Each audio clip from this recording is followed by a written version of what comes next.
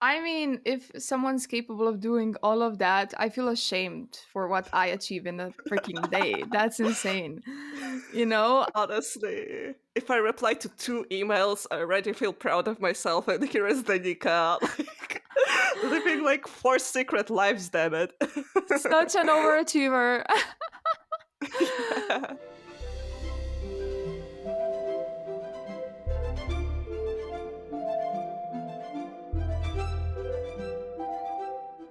Hi, everyone. Nina here. Hey, and I'm Anya. And welcome to our podcast. So, oh my gosh, today we started early.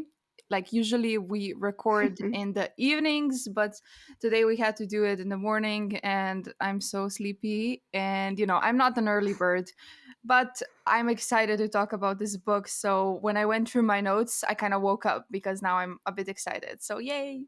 Hell yeah. Okay, good. And this is another one of our last minute podcasts. So it's gonna go great. Thanks for tuning in, everyone.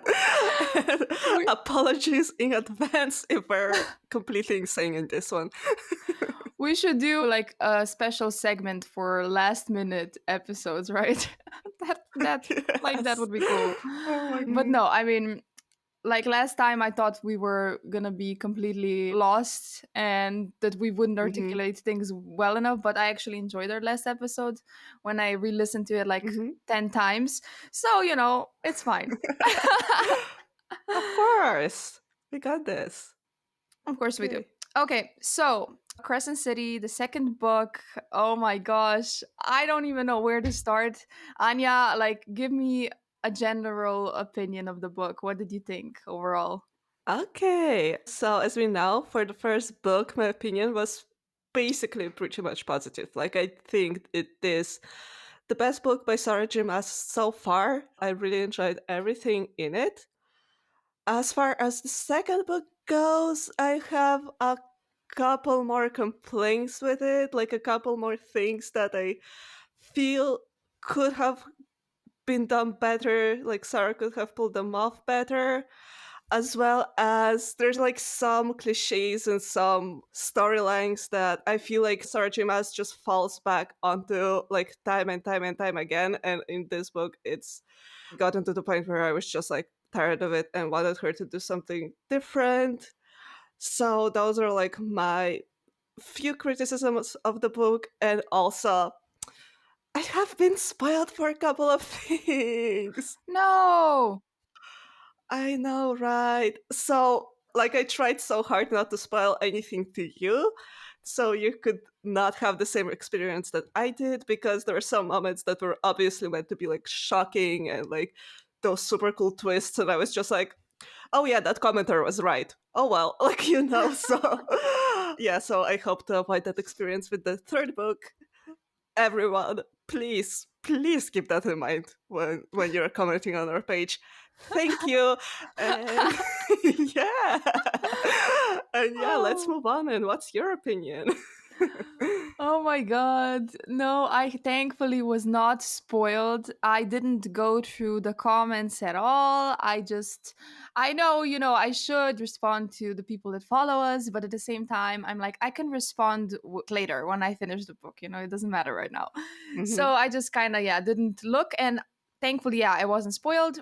I like this book. I liked it a lot, but at the same time, this one also has like more comments or criticisms than the first one.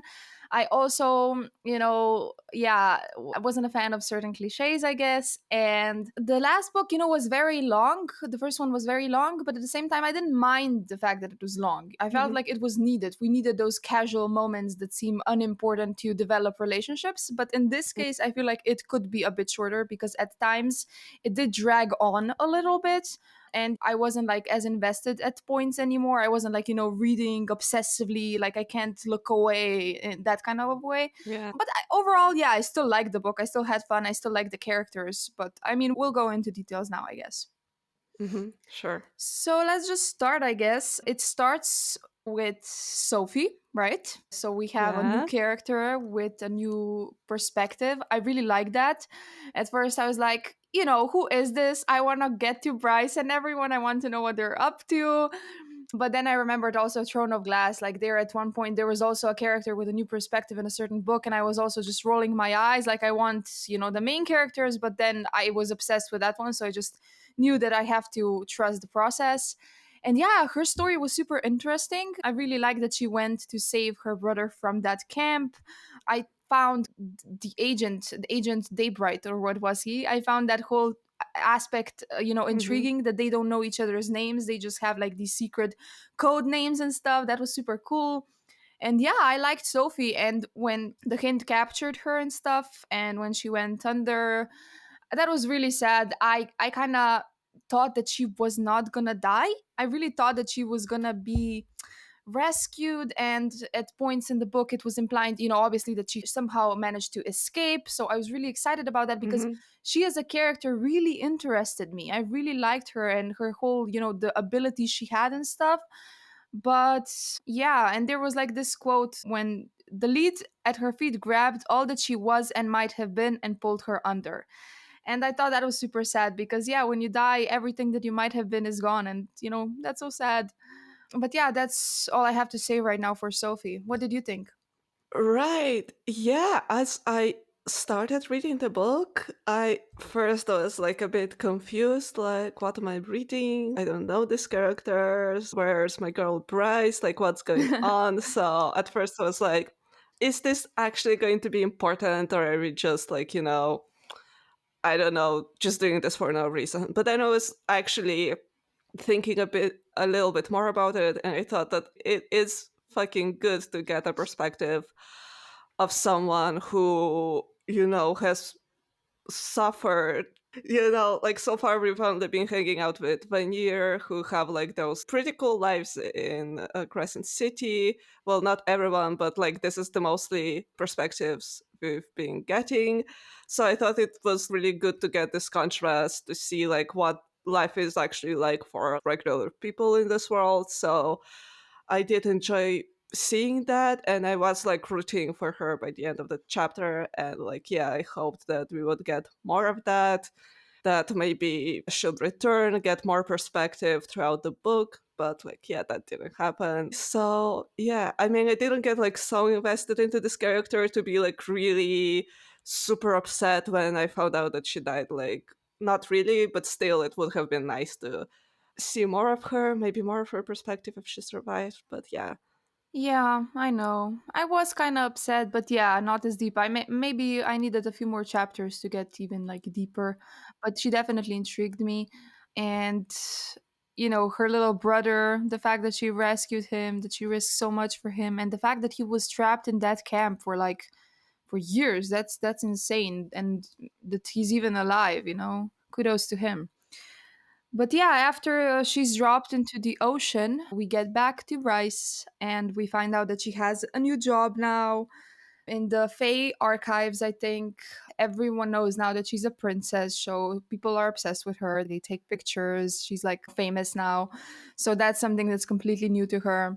And she kind of gets reunited in a way with Ethan, right?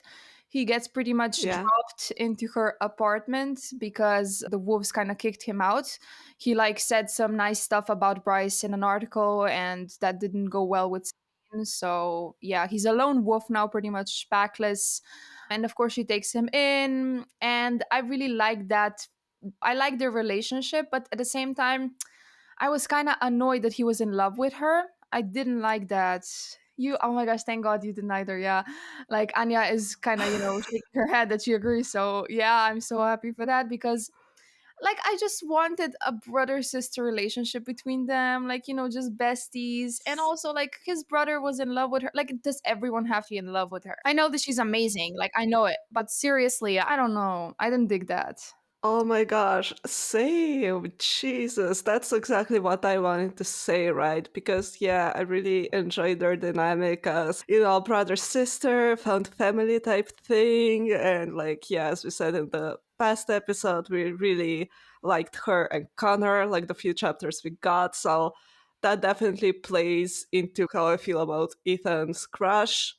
But then also, it did get a little bit tiring in this book that every single dude that Bryce meets is in love with her. Unless they're like related or something. Every dude that Bryce meets is obsessed with her. And like, yes, she is amazing. We love Bryce, like, same, but still, like, it gets to the point where it's repetitive and not really realistic. Like, yeah, Bryce is beautiful. We love her. She is like a great person. So, like I get it, but people are different. Like maybe someone really sees her as just like a friend, and that could also be a good dynamic. So like I feel like we didn't need another guy to be in love with her. Like we got it. She's beautiful, she's gorgeous, she's like the best girl ever. Like we got it. Like now we can like do something else, you know what I mean? So yeah, that was a bit annoying to me that we went there. But other than that, like I love Ethan. This is not like my criticism of Ethan. I really love him, and I want nothing bad to happen to him ever. But it's just more like Sarah J. Maas' decision to do the same cliches over and over again that like I didn't like. Yeah, I agree. Like, I understand. Like, you can be very attractive, but you're just not someone's type, and that's fine. Like, Hmm. and it's more realistic, definitely, because yeah, I don't feel like there's any person in this world that every single human they meet, they're like gonna fall in love with. So yeah, Ethan, I guess he moves in with them in a way. Hunt is a bit jealous Hmm. at first of their relationship and stuff. He gets a bit self conscious. And here's this cute quote, by the way, between Bryce and Hunt that I had to highlight because it just reminds me of me. Hmm. So, a drop of coffee in a cup of milk, just as you like it. Oh my gosh, that's so me because I have more milk in my coffee than I have coffee, and everyone makes fun of me for it. So, this was funny. Okay, so then we also meet another interesting character, Cormac, right? Right? He's Yeah. pretty much Bryce's and Rune's cousin, and Yeah. he's engaged to Bryce, right? Hmm. So, yeah, we went there. At the beginning, we feel like Cormac is this big brute. Pretty much, that's how he's Yeah. described, just like very muscled and a dick and territorial, a basic alpha hole, you could say. He just keeps popping up everywhere. He pops up like at her job, at their party. He's just everywhere, and Yeah. I found that to be kind of funny, and I was intrigued by him. I really wanted to know more, and I really like the fact that he's so capable with his dark powers because Rune, he's kind of not Hmm. that good at it. And Cormac, he's very powerful in that sense. So I appreciated that. And yeah, what did you think of Cormac? Yes, when we first met him, we thought he was a dick, right? Like completely, the typical Fae asshole, sees women as objects, all of that. Like as a person, I didn't like him, but still, I feel like that was like an interesting plot point for Bryce to have to deal with this asshole suddenly when obviously we know she should be with Hunt and all of that. So I was kind of intrigued by this storyline. Right? But then we actually found out that, oh no, this is just a mask. This is just a wall. In reality, Cormac is a super nice guy who's in love with this secret agent and he actually plans to save the world. And you know what?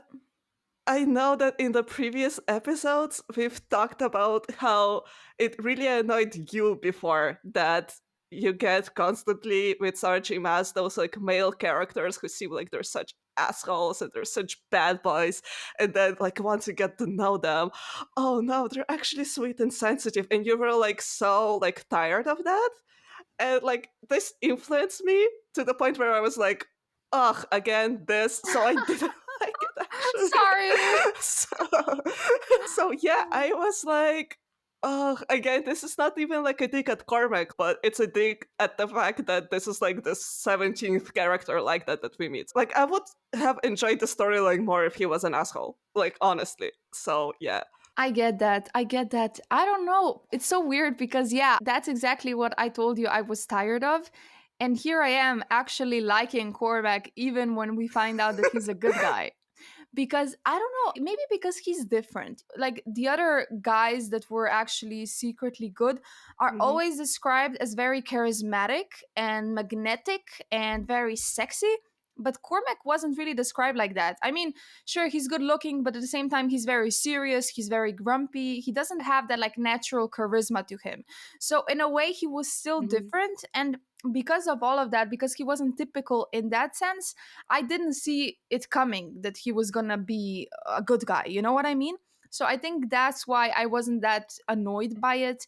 And this idea that he's working for like a rebellious group, like an extremist group, you could say, I was also intrigued by that. It was so different working with the humans undercover, like a secret agent. And you know why I also liked him? Because everyone didn't trust him immediately.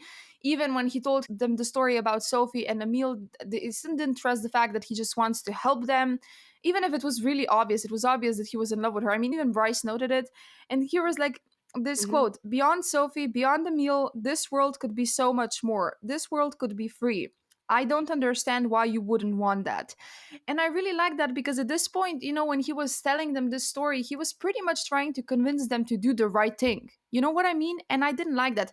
I mean, Yeah. Bryce, yeah, she was immediately into it. She was immediately like, yeah, I want to help this kid. He's innocent, he's young, like, it's not his fault. So, Mhm. but the others were just so hesitant. And I'm like, what's happening in your world isn't right. Like, why is no one brave enough to take a stand? And here, like Cormac, a prince, someone who has a lot to lose, he is doing exactly that. And that's why I really appreciated him, because all of these main characters that we really loved, none of them even thought that maybe they should do something too until he came along. He kind of encouraged them and pushed them into that direction.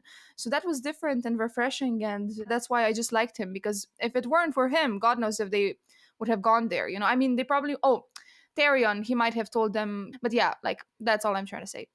Yeah, yeah, I get it. I mean, I get that other characters have, motivations that prevent them from, just jumping into rebelling. Like Hunt, for example, like he tried that and it had horrible consequences for him. So, like, I wasn't faulting him for not like jumping immediately into this. That's true. He tried it before and it brought him like nothing but misery. Yeah, like I can tell that the right thing is to try to change the system, but also like who am I to tell Hunt, no, you should just like forget how horrible it was the last time and just do it. Like, of course not. Yeah. I wasn't like totally thinking like that. And also Tarion was also so interesting to me because he was also like so influenced by this Merqueen, Sequeen, whatever, River like Queen. mermaid lady. Mermaid lady. Yeah. Like he didn't see a way out. Like obviously he wants a different life, but he's like so ingrained in this world and in his position that it really like took him a long time to like really like think through it and stuff. And I feel like that's realistic. Like that is something that someone like that would go through and that they would feel scared of like doing something that could have such huge consequences or losing the position that they have. So I like that it was a bit more nuanced.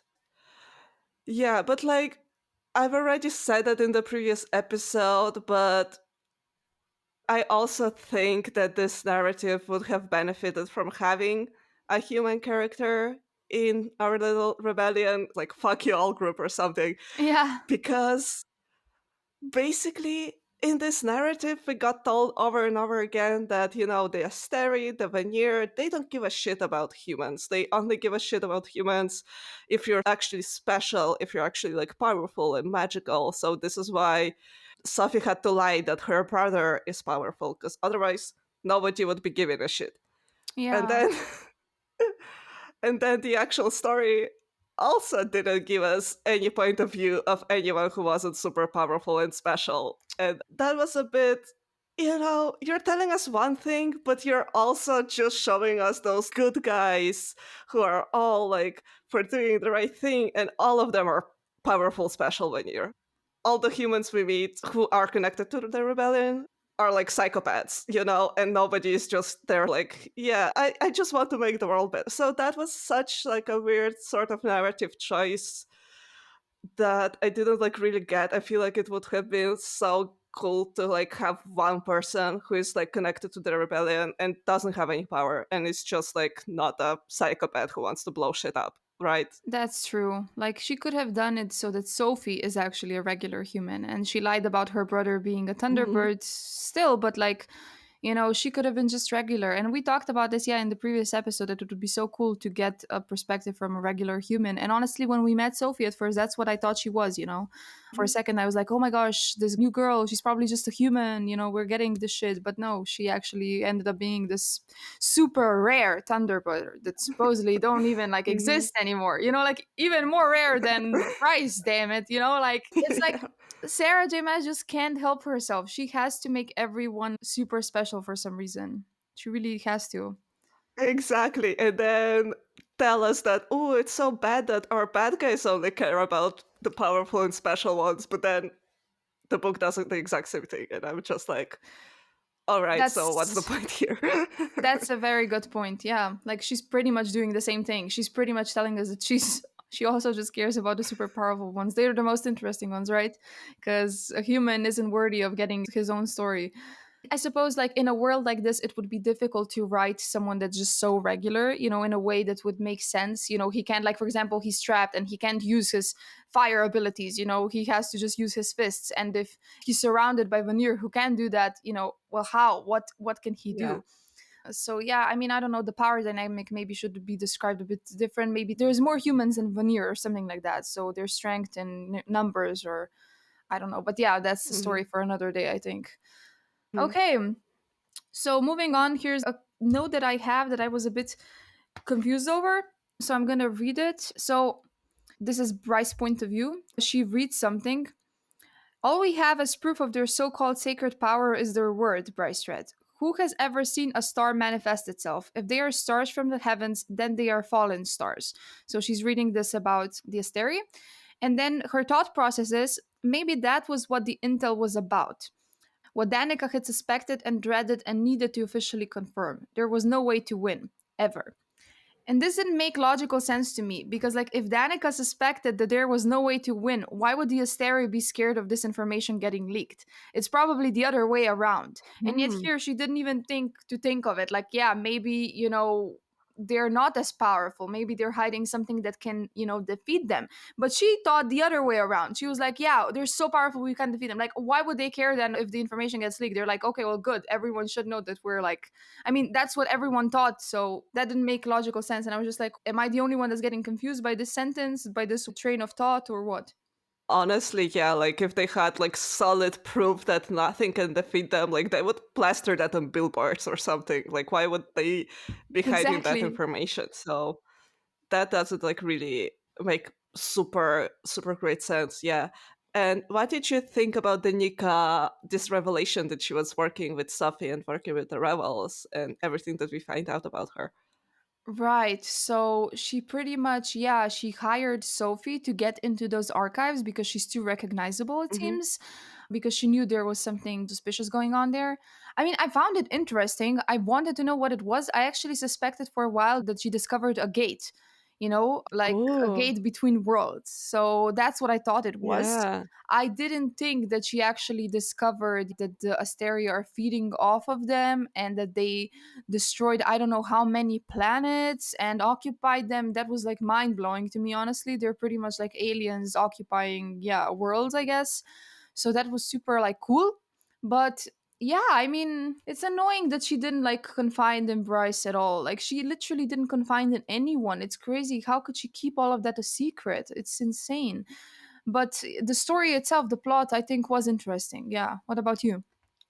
Same. I thought the plot was so interesting. I was quite like mad at myself that I didn't figure Same. it out because as Same. soon as we found out that like they feed on first light and second light and everything, I was like, well, fucking duh. Like Yeah. it was all right here on the Seriously. page. So I feel like, yeah, so I really actually like that. I like how it was made. I think the world building is like done well. I think it all makes sense. So I was excited about that. Yeah, again, like I thought I maybe should have figured it out before, but okay, I love that. Yeah, but as far as the Nika, being again the one who's like behind all of those emails and like all the shit that we kept finding out about her. I was just like, girl, does this girl have 48 hours in a day or what? Like how did she, like, what, she interned at that human company, she was the leader of this pack, she was getting a whole bachelor's degree. She was partying every weekend. She That's was insane, yeah. besties with like, yeah, with like an assassin. She was in like city council, and she had time to plan her about it. And she had a mate. I was like, girl, this is like, when in Pretty Little Liars, Alison De Laurentiis went missing, and then for 7 seasons we keep finding out that in those like 5 hours of time before anyone figured out she was missing, she ended up like terrorizing half the town. Like it was giving that. Like That's no true. one has that much time to do all of that. So it got a little bit annoying, I would say. I mean, if someone's capable of doing all of that, I feel ashamed for what I achieve in a freaking day. That's insane. You know? If I reply to 2 emails, I already feel proud of myself, and here is Danika, like living like 4 secret lives, damn it. Such an overachiever. Yeah. Oh my gosh. I agree. That's what annoyed me too, because it was just like another thing that she did not tell, like another thing Mhm. that she somehow did in her time when she was off somewhere. And like it was explained in a way when, for example, when she met Baxian, it was when she Yeah, went to this summit, right? And Bryce, she kind of yeah. recalled that summit. And of course, in her position, she had to travel and stuff, so you get that. But still, like then she met up with him every month in secret, and not only did she like have so many things to do, but also she managed to make up excuses for everything so that it actually made sense, so that no one ever suspected Mhm. anything. I mean, it's insane. Like, I mean, kudos to her, but I don't know. I'm just kind of curious about what we'll find out next about her. I mean, at this point, I think we've found out pretty much everything about Danica. I think like her story is gonna slowly come to an end in that way, but we never know. Maybe there's like even more mysteries. And I mean, yeah, when we realized that Yeah. Baxian was her mate, I was just, what the fuck? I was so shocked by that. And I loved it. I mean, I knew there was more to Baxian. I knew he probably has like a reason that he I don't know, he uncovered something. There's just something that's motivating him to act this Mhm. way. By the way, now that I'm talking of Baxian, I love that guy. I was super interested by him. I actually was annoyed at everyone that they were like not trusting him because like Hunt, he saw himself in Baxian. He remembered when he came to this town and he was all alone and he didn't have any friends. And it was Mhm. so cute the first time that he like took him to play video games. Like it was so fun. He never even played a video game. That was so sad to me. And I like kind of like a bromance that was developing between them. So I wish we got more of that. But I mean, I can't blame Hunt for not trusting the guy, I suppose. But at the Exactly. same time, like he should know out of all of them that sometimes they have to pretend to survive. When he was in Sanrio's, like, he also had to like pretend. And when he was working as Umbra Mortis, he also had to portray this picture of this dangerous guy when in reality, deep down, he wasn't like that. So is it so impossible to believe that Baxian might be a bit different too?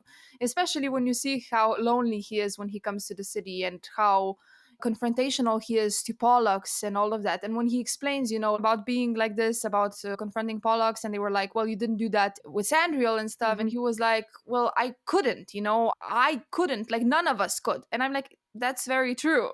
Like, he's obviously doing this now because he finally has the freedom to do that. So I was kind of annoyed at everyone for judging him, even though I did kind of understand. But yeah, I just felt like Hunt, even back since at one point, he said that he always just judges. He said something like that. And that's how I felt about Hunt with Bryce too. Like, I know we discussed it in the previous episode that they both judged each other, but it always felt more prominent from Hunt.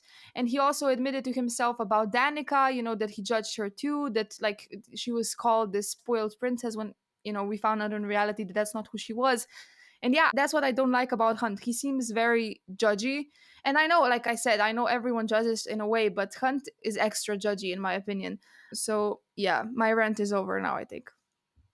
Damn. All right. Well, I mean, I also Like, I trusted Braxian basically immediately. I was like, yeah, he's probably a good guy. He won't end up betraying them or whatever. So, like, I basically was on his side or whatever pretty much immediately. But no, I also did not like judge Hunt for how he was acting, because like wasn't Braxian like torturing Hunt and shit? Like that was No, he wasn't. The others were, but he never like stepped in to help. But he wasn't the one doing the torturing. okay. Great, thanks for reminding me. I'm trying to see it also from Hunt's perspective, because it's been like what, how many decades has he been in that position, and that's basically where he knows Braxton from, and that's what he knows about him. So I get that it would be hard, even if like objectively you can tell that, the way this person is acting and the way they're like treating you, like obviously they either changed or they were pretending back then. So, you know, even with like your mind, you can tell like maybe I can trust them. Probably like your instincts and shit are telling you like it's hard to like do that if you have all this backstory. So I wasn't like totally judgy of Hunt. I didn't think he should just like get over like all those years of trauma. But I mean, I also like know that Braxian's probably like a good guy. So I was waiting for that moment where they finally figure out they can work together. But I also like wasn't totally judging either one of them, I guess I would say in that moment. And as for Danika and Braxian, yeah, I actually was not like thrilled by this revelation, you know? I didn't love that storyline because, first of all, like I said, bitch Danica had like way too much time on her hands. I do not get how she was able to do all of that. So I was just like I wrote in my notes, like in the next book we'll find out that she was the Queen of England and I won't even be surprised. And So she has a secret kid somewhere. She was pregnant for 9 months. No one knew. honestly, theories, predictions right now will meet Danica's kid in the next book. Honestly, I won't be Yeah. surprised. So yeah, that was just like a drop too much, into the backstory where I feel like okay, it's not believable anymore.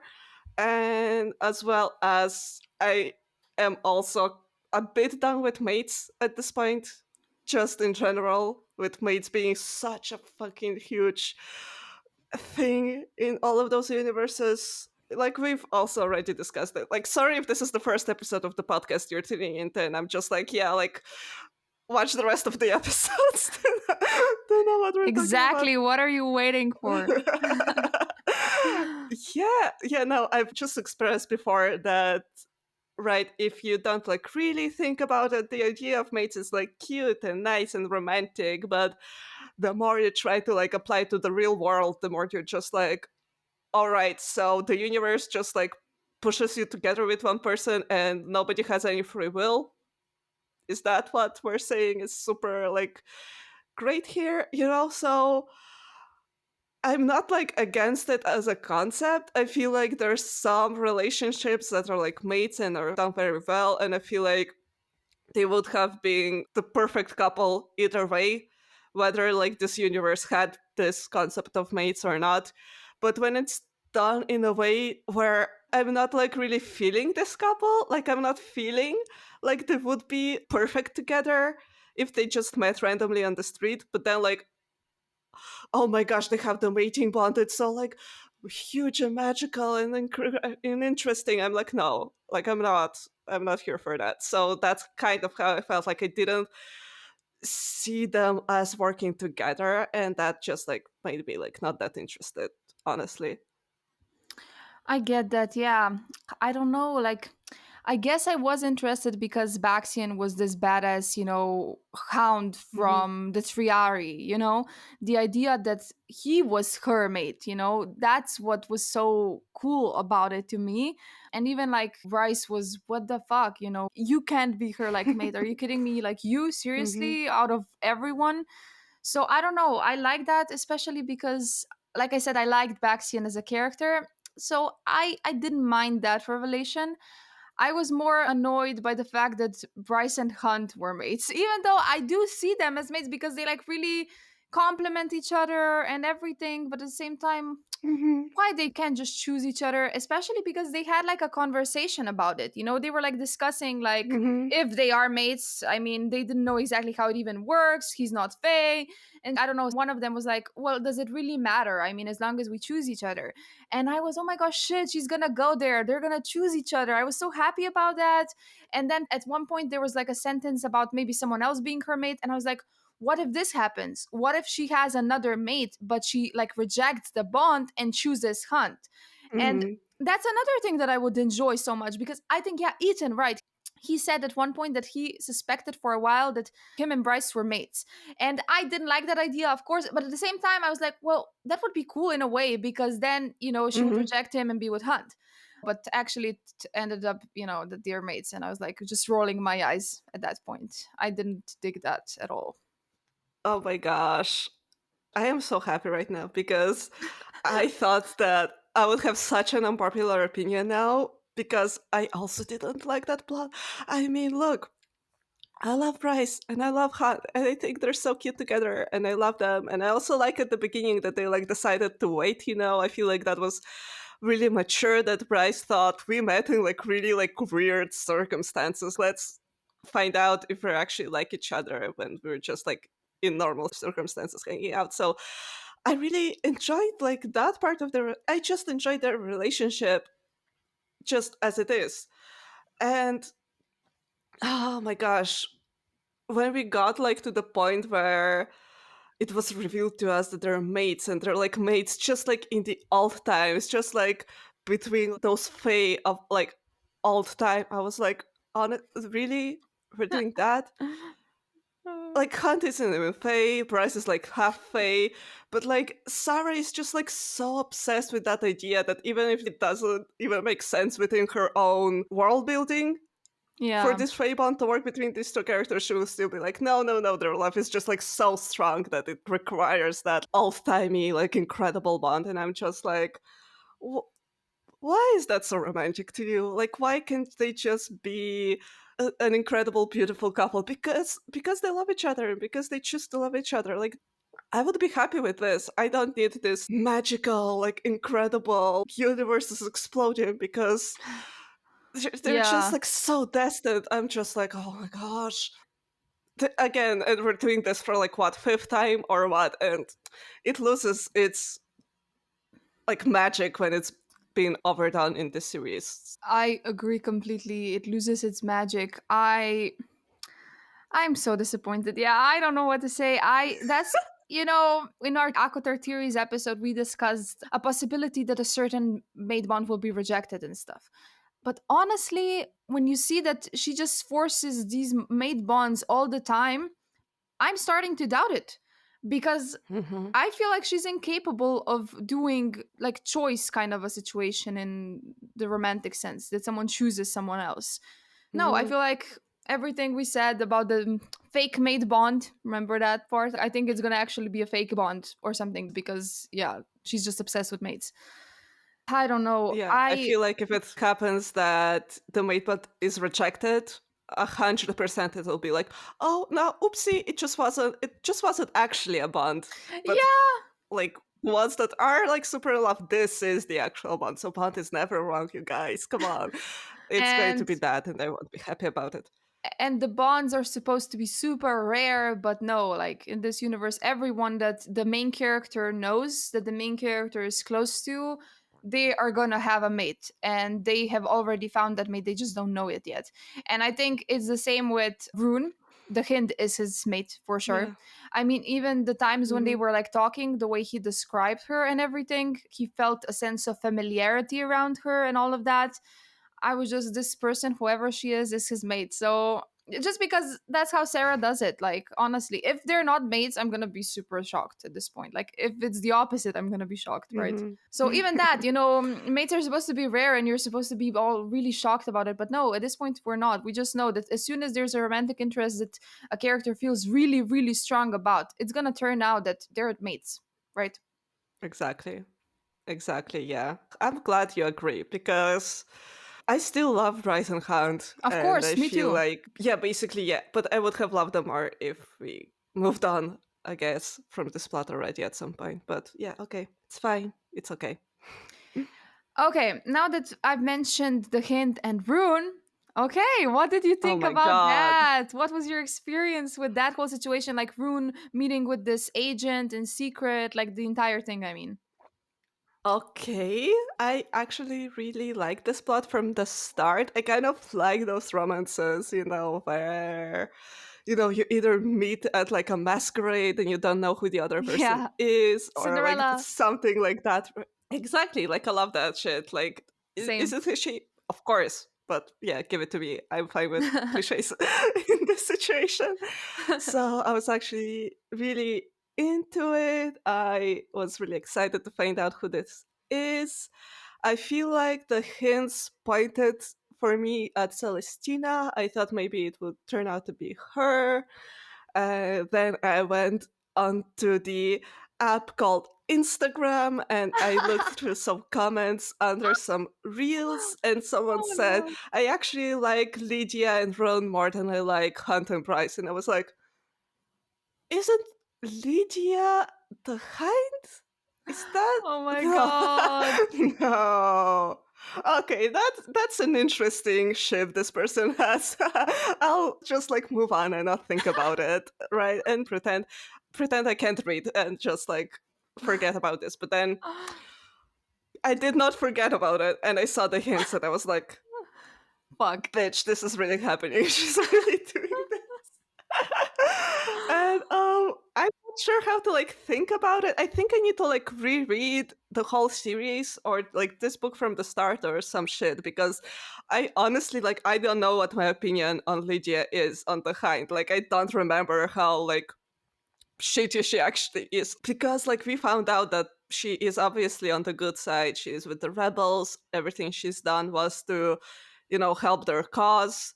But like, didn't she actually also like torture people and shit? But then like she did it because she had to like actually save people at the end of the day. So I kind of have to think about it a little bit more to decide if like the bad outweighs the good for me and shit.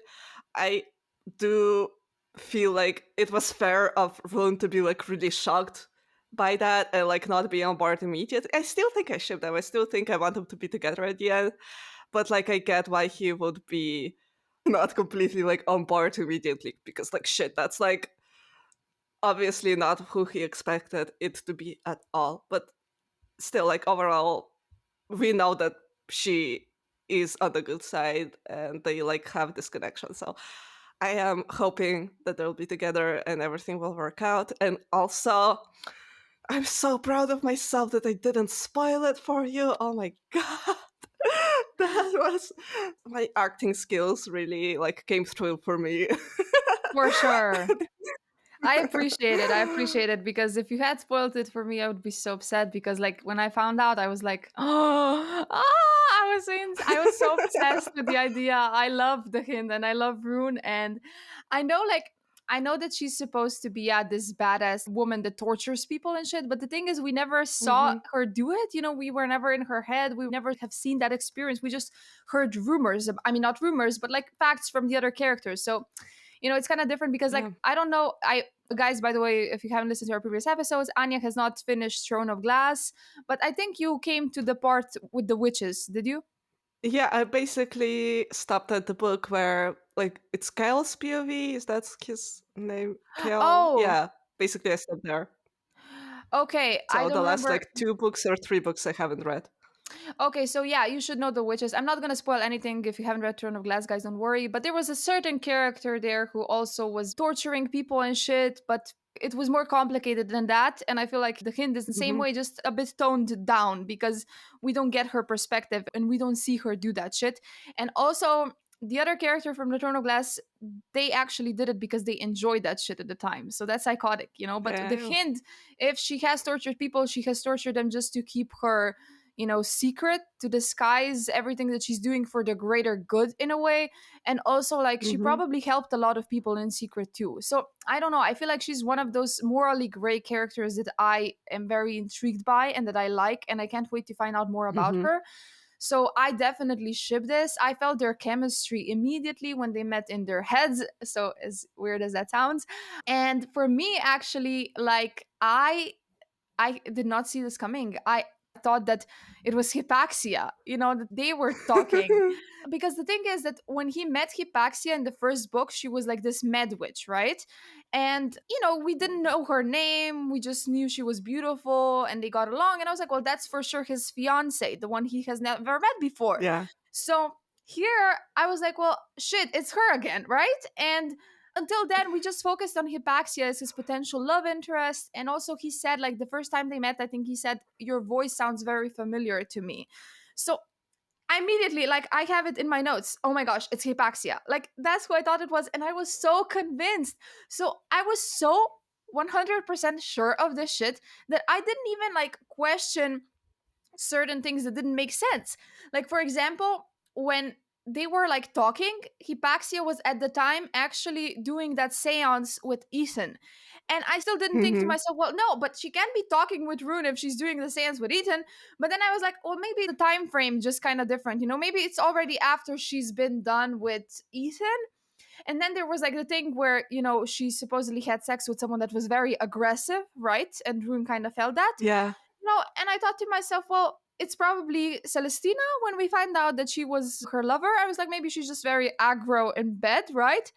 I mean, Rune said, like, he mentioned that it's with a man, but I thought maybe he doesn't know. Maybe he just isn't thinking that it might be a woman, right?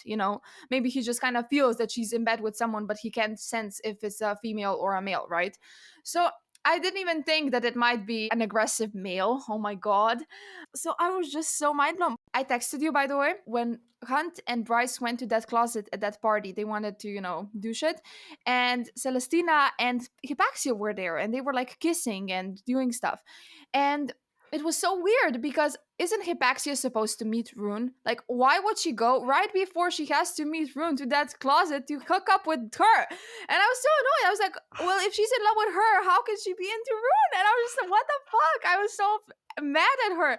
And my naive ass still didn't think, oh my gosh, it's not Hypaxia. I was still like, well, I don't know. I guess she's just horny. Oh my god. That's when I texted you, and you were like, okay, I thought you would have figured it out by now. And when you said that, I was like, well, figured what out? And then I was like, oh my gosh, it's not Hypaxia. I was screaming. I was screaming because, yeah, like we've talked already like a little bit about your progress in the book, and I was like asking you, so what do you think, who is Rune talking to? And you were like so confident, like, well, Hypaxia, duh, like we know from like the first book, she's his love interest. And I was like, all right, good, okay. And you were like, yeah, okay, like don't worry, you won't spoil it for me if you confirm it. And I was like, all right. Well, I just read it in an Instagram comment, so I'll just not say anything. And you were like, "Okay, yeah, I knew it. I knew it." I was like, oh, "Damn, Oh okay, my can't God. wait for her to get to the ball scene where she will figure the shit out." And then you got to the ball scene, and you still didn't get it. Oh. I was screaming. Oh my gosh, I cannot believe like you were still thinking like, oh no, like she's just like cheating on Celestina, I guess. And I was like, I The need to stay quiet because damn. the thing is that, like, when you asked me who I think Rune's talking to, and I said Hypaxia, and I was like, you can confirm it. You just, like, you were quiet. You didn't say anything. You just looked at me like, and you moved your head a little bit, and I was like, well, that's confirmation. So in my head, I was like, yeah, 100%. Like, she basically confirmed it to me, right?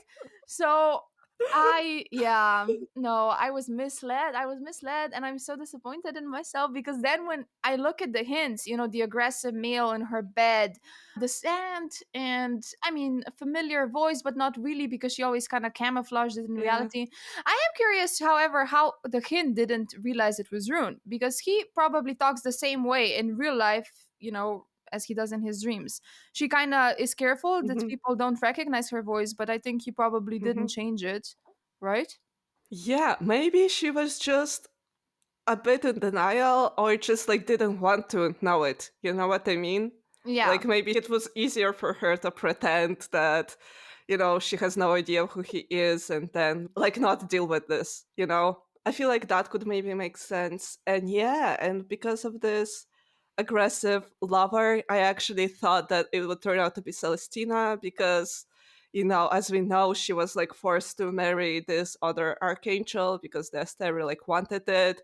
And then I was like, well, obviously it has to be Celestina because we just seeing how she's unhappy with this marriage and we're having to do this. And then we immediately after get this thing with like Rune and this agent, and it's basically described the exact same way. A bit suspicious though that it is described the exact same way. Maybe that's what Sarah Jimas wants me to think. Maybe she's in my head. Maybe she like is doing this on purpose and it's actually not Celestina. So I was like, Yeah. maybe that Instagram comment is right. so, Yeah. but yeah, I had my suspicions. I also kind of had suspicions about Hypaxia that maybe she's into women because I don't know, she just like wasn't like that into Rune. And also I don't know, like the True. way that they like had this chat with Bryce and stuff, I was like thinking like maybe that's what Sarah is hinting at. But oh my gosh, like I will have to rant a little bit because again, Sarah loves repeating the same shit over and over again in her books, and in this it got on my nerves a little bit. Like, remember in the previous episode we talked about how Fury had like this whole speech about how she and Juniper are together and that's why they're still in contact, and you were like really upset by it. But I was Hmm. at that point I was just like, all right, like I can kind of see Fury's point, I can kind of see Bryce's point, but I'm not that annoyed at how this revelation, I could say, went down. But then we got to this book, and yet again, it's the end of the book, and I'm supposed to be surprised yet again by the fact that lesbians exist. Like, what the fuck, Sarah? It's it's the third time now. Like, I get it. I understand that lesbians exist, Sarah. You don't need to make it this huge surprise every goddamn time. And like, sure, I love plot twists. I love drama. I'm not saying that like it's wrong for things to be dramatic. Like, if it makes sense for the characters and for like the setting and the relationships, yeah, if you like pull it off, then sure, like I love surprises and like finding out more about the characters that way. Awesome, cool. When it's the third time in a row we find out that someone is a lesbian or a queer woman, and we're supposed to be like, what? Oh my gosh, no way I could have seen that coming. Like, bitch, it's not surprising anymore. And like at this point I'm just wondering, why is it so impossible for you to write a lesbian and not make it like such like a huge deal or something? Like, Yeah, that's why true. is it just like, do you care about those characters or do you just want something to shock the readers? Because when it's done 3 times in a row, it feels to me like it's just done to shock the readers, and like I'm not shocked and I'm also annoyed. You know what I mean? So yeah, I just don't get why in this instance it had to be done that way. We've known that like Celestina and Bryce and Hypaxia and Bryce like are all like friendly, like they immediately hit it off. They like each other, so it would make to me perfect sense if they just like started hanging out as friends and like they just like, Told each other. yeah, just like talked about relationships like normal Yeah. people. And we still would have gotten this like, oh my gosh, what the fuck? Who is Ron talking to that? Like it would still be surprising, but it would be a bit of a different storyline than what we've seen like 3,000 times already. So the fact that I don't see like why it had to be such a surprising moment, except for the fact that Sarah thinks that lesbians are incredibly surprising for some reason. And I just like, I don't, I'm bored by that point. That's all I'll That's say. true. That's true. I mean, I get why, for example, Hypaxia and Bryce, they got close, they kind of became friendly, and I understand why she couldn't tell her, that she's has a relationship with Celestina, because Celestina is a freaking archangel, she's supposed to marry this guy. She has like this role that she has to just fill out, right? So I get that part, why Mm-hmm. this this exact woman has to be the secret, right? But I don't understand why just the general thing has to be a secret. Why can't she just say, yeah, like I'm into women? Does it have to be a big deal? I mean, did she ever like explicitly say that lesbians, that they're not accepted well in this society, or gays or queer people? Like, did she ever express that, or are they sexually pretty open as a society? I believe that they are. I mean, we meet Declan and like Hans boss, right? Right, yeah. And nobody ever makes it like a big deal. So I feel like she tries to write this society where it's not a big deal, like we're modern, and yet I still like need a plot twist, or I still need like something shocking.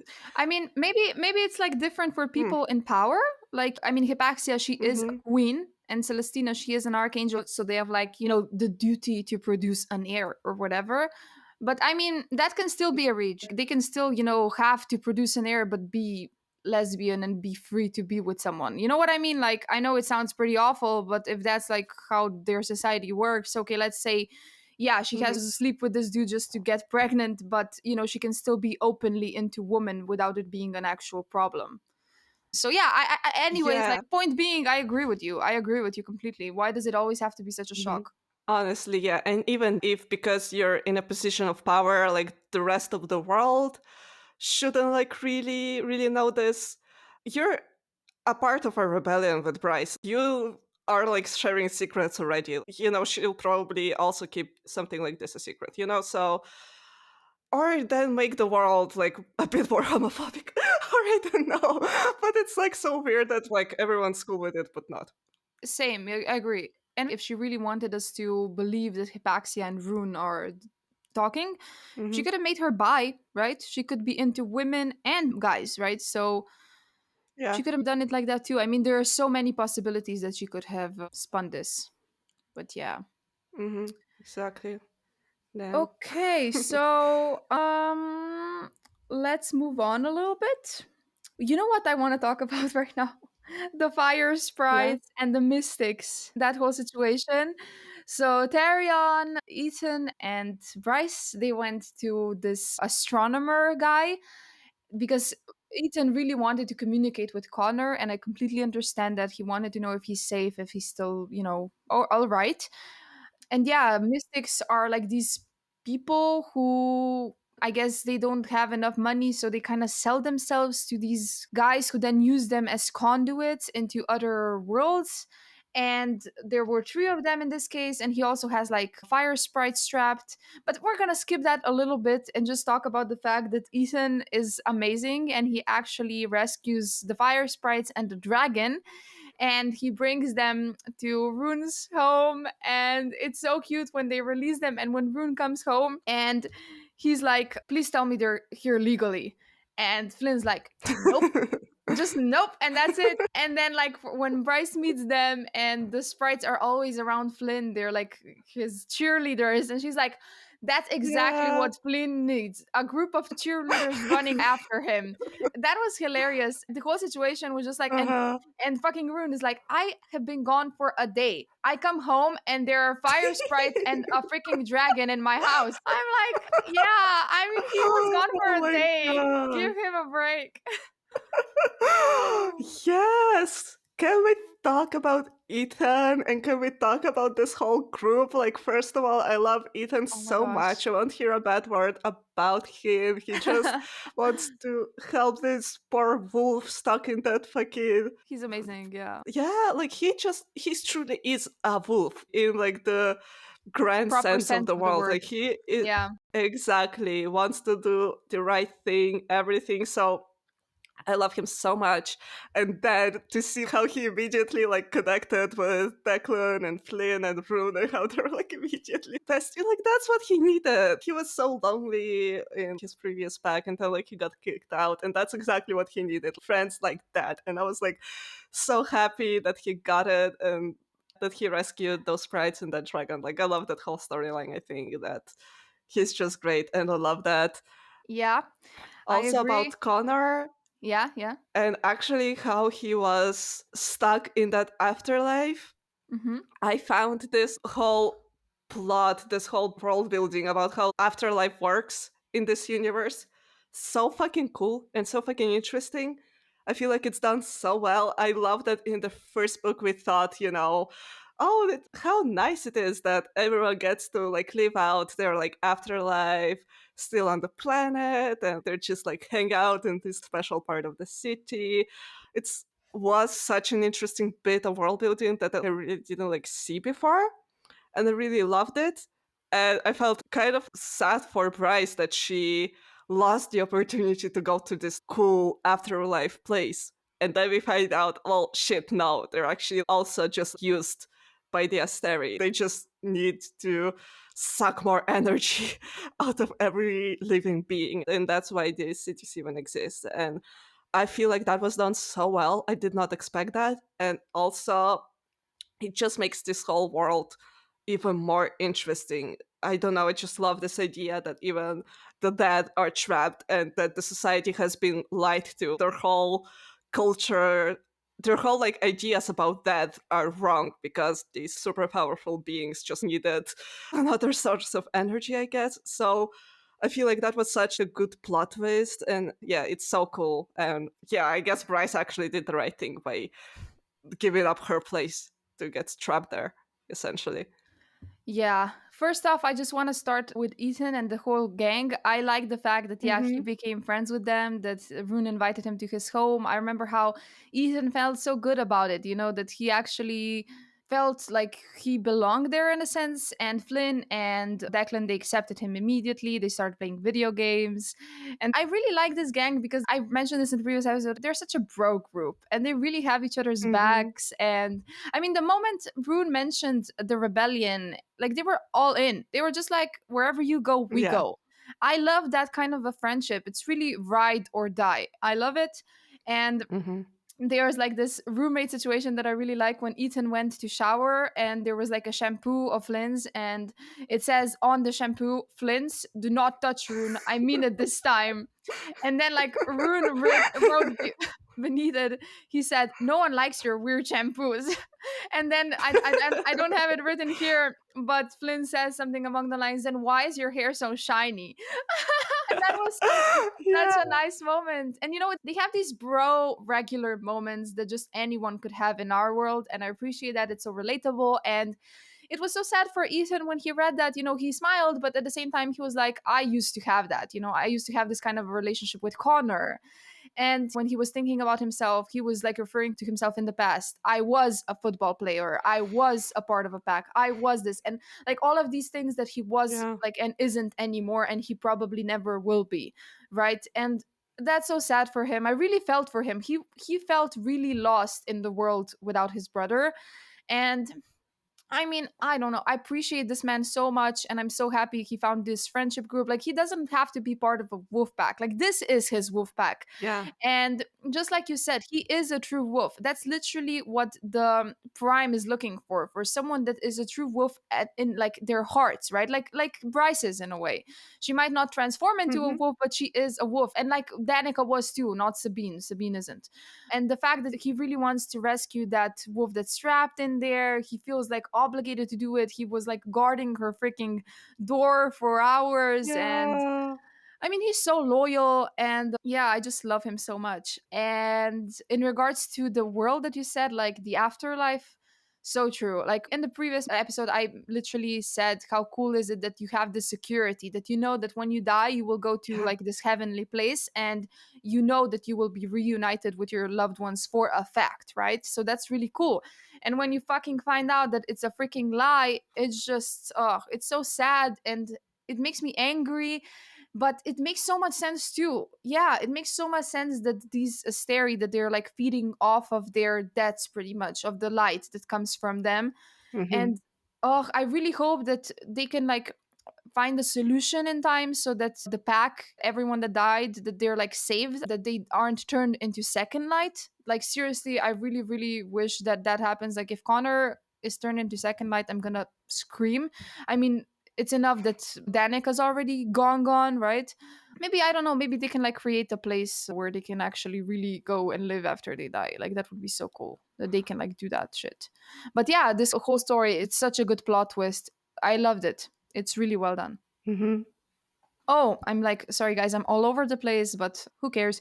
So, Baxian and the Hint, that was a cool situation because you can like sense some tension between them. And at one point, Baxian called the Hint Lydia, and that was really weird to Hunt. Like, why does he call her Lydia? And when Lydia and Hunt were in the elevator and they came out of the elevator and Baxian was there, Lydia stopped short, and that was really weird to Hunt because she never gets like nervous, she never stops short. And I was really, what the fuck is this situation? Are they like secretly lovers and they can't tell anyone because of Pollux? He would like lose his shit.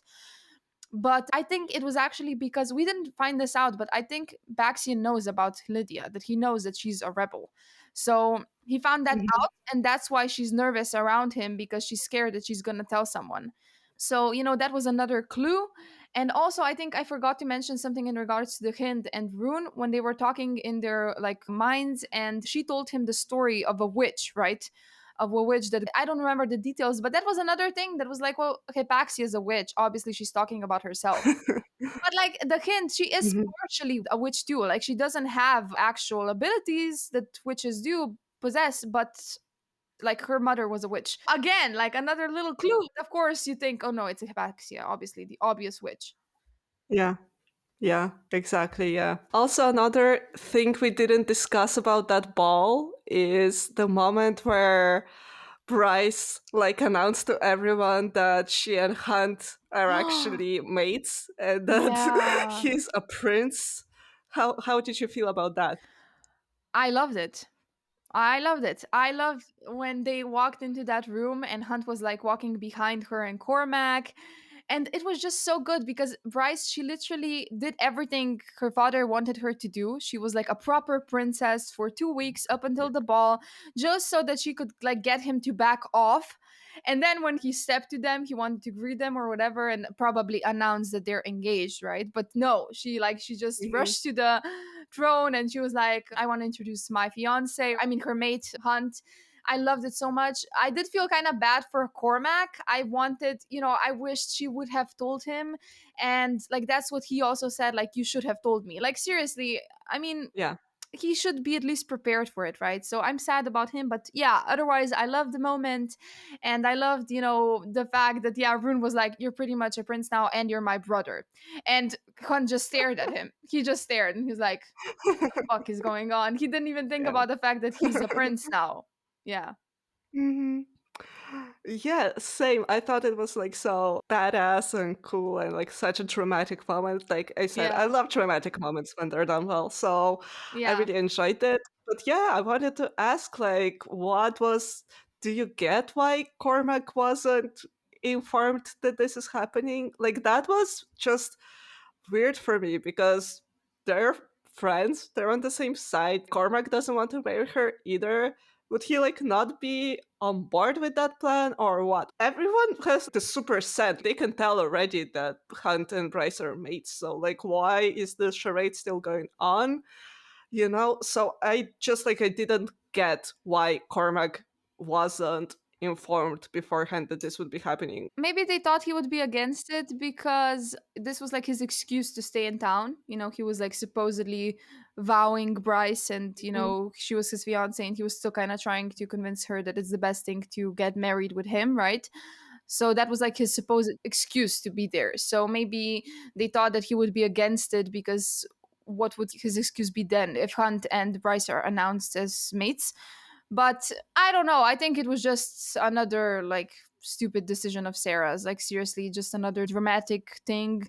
And I mean, Bryce, she is secretive, you could say. She doesn't tell everyone everything. But at the Mhm. same time, no, I was bugged by that. I felt bad for him. Same. Like in the first book, I kind of understood why she kept secrets or, just did things without informing Hunt, for example, because they just met. Like she doesn't know him, what his intentions are, whatever. So, I wasn't like too mad about like how she went about doing things. Hmm. But I don't see like why in this situation Cormac couldn't have been involved. I mean, sure, he has to like keep this charade, but still, like, they're all, members of the rebellion and like adults. They're, inventive, creative people. Like, he could have, worked with them to create another reason why he had to like stay there, or, he could have still just acted super jealous and like how he wants to like win Bryce back and still stay here or something, but Yeah. why keep it from him? I thought you trusted each other, so like why? It was just so weird. Same with like, oh my gosh, how she saved Emil without telling Hunt about it. I also did not love that she didn't tell Hunt. The rest I get, but why not tell Hunt? Why keep it from him? Yeah. And like in the last book, they like talked after, Hunt went to do this deal on a boat. I believe that they decided that they won't keep secrets like that anymore in the relationship. And in this sense, I also don't understand really like Bryce's motivations for why Hunt wasn't involved with that either. Like, it's just we needed a plot twist, I guess, or what? I guess because he's like protective of her and he didn't want her to put herself in Hmm. those situations. But at the same time, we know this of Hunt. Like, he's always protective and he will always warn her. But at the end of the day, he lets her do her own thing. He never, like, once Yeah. actually prevented her from doing something that she set her mind on doing. So, yeah, that didn't make Yeah. sense for me either. I guess it was another way of Sarah J. Maas to just kind of make this a big plot twist. But at the same time, she could have still Hmm. done it as a plot twist. Like, it could be like a surprise for everyone except for Hunt. He knew all along. So it could be like a surprise from Totally. her and from him to everyone else, to Cormac, to Rune, and all the rest, right? And Therian and stuff. So yeah, I agree with you. It didn't have to be kept a secret from him. They're a team, and Hunt, like, I mean, he was a bit reluctant about it, about helping this kid because of how scared he was for Bryce. And then he did kind of feel ashamed when he saw Emil and he saw how skinny he was and how, scared he was. He did feel ashamed, that he doubted for a while. So maybe that's what made like Bryce kind of scared, that if he's doubting, that he won't panic and do something that, might jeopardize the plan. Maybe she just thought it would be safest if she's the only one that knows, I guess, just to be really sure and safe. You could say, like, I'm playing a devil's advocate here, but I disagree with Sure. her decision too. Sure, yeah. Like, if I was Hunt, I just imagine myself at his place. I would feel like very betrayed and I would feel like very sad, because even if I'm doubting something, even if I'm, like scared for my girlfriend that she would get hurt, I would still like hope that she would trust me enough to tell me something like this, or maybe we could together come to a decision. Like, I still like feel like Hunt would get it at the end of the day, and Of he course you would, would. be persuaded to be on her side. So the fact that Bryce didn't even like try, it's a bit sad for me.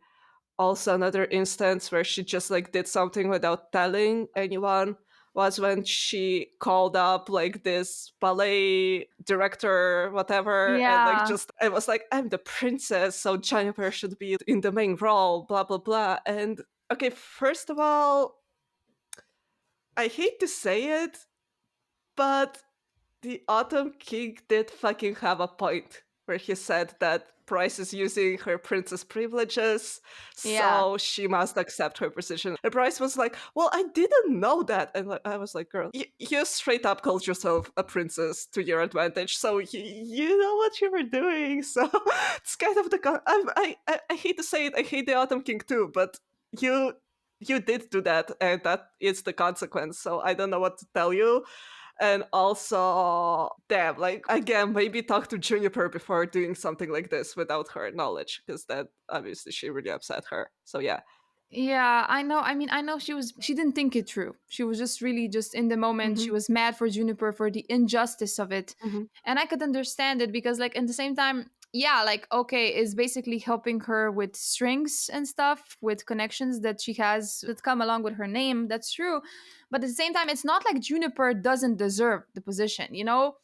So I was Exactly. like, let's just put that aside. The thing that is unfair here is that Juniper, you as an amazing dancer, are not getting this position because you did the right thing. You know what I mean? So if I were Hmm. Juniper, I wouldn't be that mad at Bryce. I know what she was trying to say, but fuck what people think, right? You deserve that. Like, be Yeah. so confident in yourself to know that even if you got it, yeah, with connections, you still deserve that. You should have gotten it anyway. So it doesn't really matter how you got it. Hmm. And if these people are looking at you, they know that you're an amazing dancer. Like, who cares what they think? So I wouldn't Hmm. be even that mad at Bryce, honestly. I'd be mad maybe that she didn't tell me, but at the end of the day, I would be like, fuck it. Like, yeah, I deserve this shit. Thank you for doing that. You know, why didn't I think of that? Hmm. You know, and like I agree about the Autumn King that he has a point. That's true. But at the same time, what I appreciated about Bryce using her princess status was the fact that we didn't get that like plot, oh no, I'm a princess and I'm not going to use it to my advantage. When we all know that if I was a princess, I would use that shit to my advantage all the time. Like, who wouldn't, you know? So I get the Autumn King, and Bryce was being a bit of a hypocrite in that situation. But at the same time, Yeah. I'm so happy that she did use her name. I'm so happy that she wasn't like, no, I won't. I refuse to. I don't want anything to do with the Autumn King. I don't want my privileges. And I'm like, bitch, who are you lying to? Use that name. You know, use that shit. So yeah, it's kind of a tricky situation. Yeah. Yeah, I do want to clarify, right, that I did enjoy that she was using her status, but then own up to it, then commit to it. If you are using it, then bitch, the Yeah, bad things come along with it too. So then if you're not prepared to handle the bad things, the hard things, then don't use it. But if you're going to use it to help out your friends, then like you've been alive for like what, 25, 24 years, you know what comes along with it, so don't act like you didn't know what you were doing, because you did know. Oh my gosh, I do want to say that the reason I was upset at Bryce at the moment with Juniper was because Juniper wasn't informed, mhm, because Bryce just did something without telling her. But I actually think you have such a good point. I actually like wrote down something similar, that like if I were Juniper, maybe this makes me a shitty person or whatever, but like, bitch, if I know that those higher ups aren't acting fair, if they're exactly. using connections, if they're being shady and shitty, bitch, I didn't start that game, but like, if I have to do something like that to win, I will. What other choice do I have? I know that nobody else acts fair, so why should I do it? Bitch, yeah, if I have a bestie who's a literal princess, she will get me that position, because I'm not the one who started the shit. Like, I will beat you at your own game if that's how we're playing. Like, sorry, I Exactly. tried. I tried getting there with just talent and hard work, and if the system is rigged against me, fuck this shit. I will just rig the system too. Fuck off. You know what I Exactly. mean? So Well said. Juniper is better than both of us, I guess. I mean, a bit unrealistic, like seriously, but Yeah. yeah, I mean, well put. Like that's yeah, that's exactly Mhm. what I meant. Everything's unfair. Why should you play by the rules that no one else is playing by? And I mean, it's not like she doesn't Mhm. have talent. She literally is the best. She deserves that shit. So stop being dramatic, you know, and just, you know. But yeah, like sadly, Okay, yeah. yeah. I mean, it's a tough situation, but I'm glad we agree on this. Yeah. Okay, so we haven't talked about Therian yet. What did you think of his storyline? Well, I won't say that I didn't like his storyline, first of all, but I feel like out of all the point of views that we got in this book, his was like the least interesting to me. I Same, hate to yeah. say it, because he's not bad as a character and his story is in fact interesting. Maybe it's just like that the rest of the stories are more interesting than his is. So I just wasn't as connecting with his chapters and everything. And also, Same. I don't think he really pushed the story along as much as everyone else. If we didn't even have his chapters, like the rest would just like still go the way it did. But still, I feel like his internal struggle was interesting, how he's, stuck in that world and can't see a way out, even though he really wants a way out. I'm so like shocked that he sold himself to the Viper Queen. I really like thought maybe he would stay on those like boats in the sea. He'll find a way to, run away and have like a nice happy life over there. But no, like he sold himself. He's basically a slave, but just to a different queen. So I don't know. I'm interesting to see where it goes. But yeah, I did not expect it, and I'm kind of sad for him, I guess. I know. I wasn't interested in his story either. It's interesting because, like, objectively speaking, his story is cool because it's under the sea. He's a merman. That's all cool. And yeah, his internal struggle was cool because it made him kind of morally gray. He knows that what he's doing is Mhm, wrong, mhm, but he'll still do it because he just is kind of being selfish a little bit. He's thinking of himself and his own life, I guess. And that makes sense. Like, we're all mhm, selfish a little bit, no one is perfect and just thinks of others. So it made him a bit more human in a way. But mhm. yeah, I guess he didn't push the story along that much. And I also, like, at first didn't really understand what is the problem with him being engaged to this beautiful princess. I mean, I noticed that she was spoiled, that she cried about like him being mean, and then he was like punished for it, so that was annoying. But at the same time, I Mhm. didn't even understand how it came to be that they were like engaged. I know that they had sex and stuff, and that's why, I guess. But it was such a weird situation. It wasn't explained that well. But then I realized, yeah, that they had sex because he was attracted to her and he didn't think about it. And then when it was done, he was like, "Oh shit! Well, Yeah. what did I do? What did I get myself into?" He didn't think it over. But at first, I felt like it wasn't explained Mhm. that well. I didn't understand why he is in this situation at all. But then I got it, and I'm happy that he kind of found the courage to end it and to free himself of this awful society that he's found himself in. Because, I mean, seriously, he can't even go above. He always has to be, most of the time, he has to be below. Just when he's working, he can Yeah. be above. So that's annoying. And yeah, I'm still more like excited about the fact that he's connected to the Viper Queen. I know connected is like mildly putting it since he's a slave, but I mean, I'm happy about the fact that he's gonna be more above now on the ground. And Yeah. the Viper Queen is a very interesting character to me. So I feel like I'm excited of seeing more of her because of him. But yeah, hopefully he'll manage to kind of get his freedom back and be a free man and all of that. But I mean, he can do that only when the River Queen is gone, because that's exactly why he sold himself to the Viper Queen, because now the River Queen doesn't have any kind of a power over him.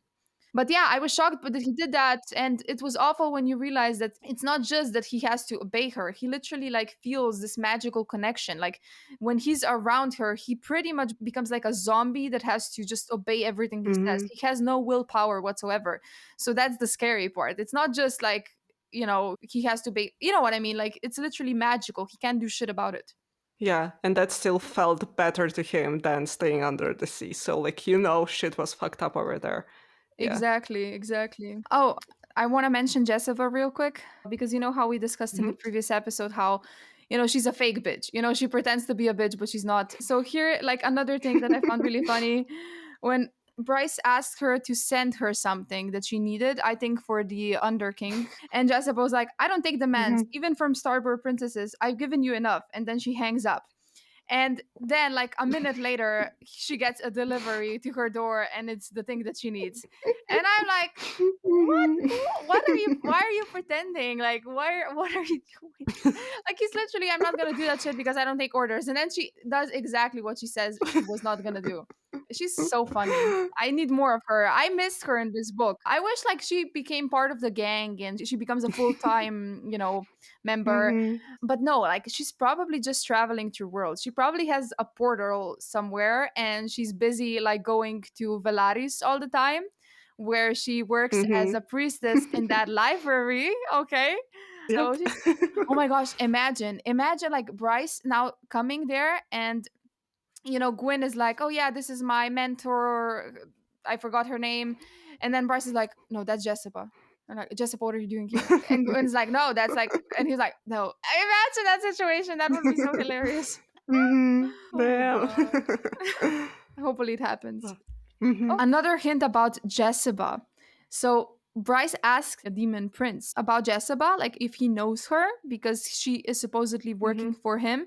And he said, "I do not know her by that name, but yes, I know of her." So another thing, what Yeah. name does he know her? Like, how many names does this woman have? And what is the other name? Is it maybe the name that we know from Prithian, even though I cannot remember it right now? But like, seriously, there's so much. I think we're gonna find out Mhm. so much more about Jessica. It wouldn't be a surprise that she has a portal somewhere. Like, honestly, based on everything we know Yeah, of her, of how definitely. many secrets she has, of how many things she knows, She has a portal hidden somewhere, like mark my words. Ugh. Oh, for sure, for sure. Okay, what should we discuss next? Oh, maybe the fact that Danika's dad is, what is his name, Mordok? That was also another thing about Danika that we found out. Her dad is a freaking Yeah. nightmare. He's part of the group, the Triari. He's like the most dangerous man in the group. Do you remember when Rune was hiding with Cormac somewhere and he was actually there and he started smelling them and then he escaped and he was the one that followed him all along. Like he knew all along what they were up to and he reported to the main Asteri angel. So yeah, him. He and Sabine did the deed and Danica was the result of that deed. Okay. I remember Yeah, now. Oh, but it tells you my opinion on it if I fucking forgot that it that's happened. Or true. maybe we just found out so much about Danica that like another thing just didn't register anymore or what. Exactly. And like she was, yeah, discovering, she was doing research on these bloodlines and that was Mm-hmm. cool. Mm-hmm. And then at one point, Bryce went to the Prime to ask him about it if he knows. And he said, I think she might have led us back, to what we were before we arrived here and became the Asteris creatures inside and out. And I like this quote because at this point, I thought he means led them back to becoming true wolves, like they once Yeah. were, with values and morals that they once had. But no, he actually meant, I guess, that they are Fae, right? Secretly Fae and not they Yeah. just shapeshift.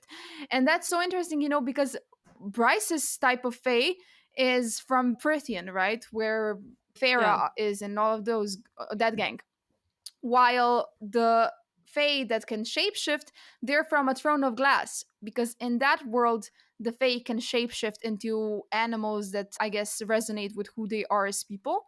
So that's so freaking cool. I mean, I'm so excited now about the fact that maybe like in future books we will get a Throne of Glass series too, like the characters from that book, because that series is finished already. So we will Mm-hmm. not see those characters again unless Sarah does this. So I'm super excited about that. But yeah, this was such a cool, interesting thing that we found out. I didn't even think. I mean, I'm so stupid. Like, again, I'm angry at myself that I didn't think that these shapeshifters in this world are actually from Throne of Glass. Like, I didn't make the connection. Oh, so sad. No, me neither. I was actually excited that we got more than the Fae this time, that we got other Yeah, mythological creatures. So maybe I just didn't even want to true. think in that direction because I was thinking it's cool that we have different types of magical beings, but okay, they're all Fae, but it's still interesting. Like I didn't see that coming for sure. Yeah, and I But mean, we also still in have pretty fire sprites and other Mhm. creatures, so it's not just fate. But yeah. True, true. Yeah, Did you want nice. to say something Yeah. and I interrupted you? Um, yeah, it's just like a question, I guess, maybe because I didn't read Throne of Glass. I didn't even think about the fact that Faye could be from Throne of Glass because in Prythian we also have like Tamlin who is also a shapeshifter, right? So, what does that mean? Is he from Throne of Glass? There's a You think? theory. There's a theory that Tamlin is a descendant of a couple from Throne of Glass. Like there's this Oh very damn, important okay. person in Throne of Glass, and he is described similarly to Tamlin. So he's blonde and he can also Mm-hmm. shapeshift, and his dad could shapeshift too. So yeah, it's a theory that he's actually from that world, and that we'll discover this in the future books. So we'll see. That would be so cool. And I mean that Okay, also interesting. that guy from Throne of Glass, he was also kind of a dick. I mean, he was a good person, but the decisions that he made were sometimes so stupid. So, that's kind of reminiscent of Tamlin a bit. So, you could say, okay, so he's like that because of his genes, right? So it makes sense now. Okay. It runs in the family. It runs in the family. Mhm. Oh. And yeah, we also found out that Bryce's and Hunt's powers, they complement each other. Like he can boost her with his abilities so that she Mhm. can teleport, and he could draw power from the first light. Remember when they were fighting the Under King's Yeah. creature? He literally just kind of touched it and used it to his advantage. So that's cool. It makes sense because he can manipulate lightning. So he said it himself, like, why didn't I think of this sooner, right? Yeah, and Rice, because she got the power from the arches, she basically can like attract power now because arches attract power or I guess, like, take power from Yeah, everybody, just like a tiny drop, so she kind of inherited it. So, yeah, it makes sense that she can just be, like, charged up by other people. So, yeah, I thought that the fighting scenes, all of those kind of action moments in this book were, like, interesting. I like them. I felt this, you know. Yeah, I was into it. yeah, yeah. Same. And another thing, like I'm jumping all over the place, but okay.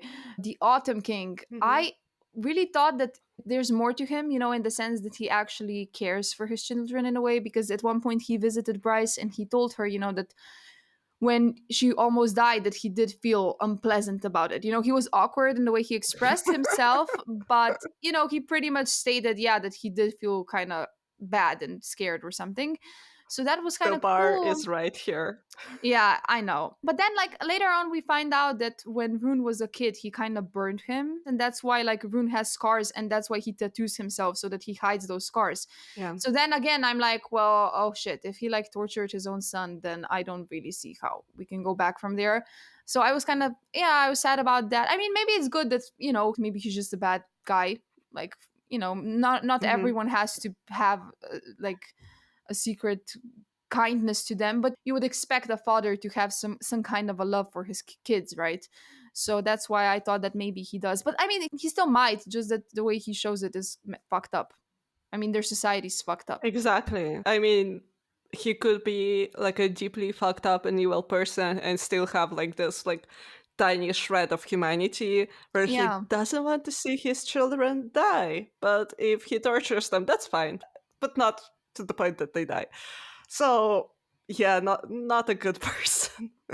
Definitely, but I can see how he could have at least like that much care in his heart, like very little for their survival, basically. And the yeah, survival of the Fae, I guess that's what he's obsessed with. yeah, exactly.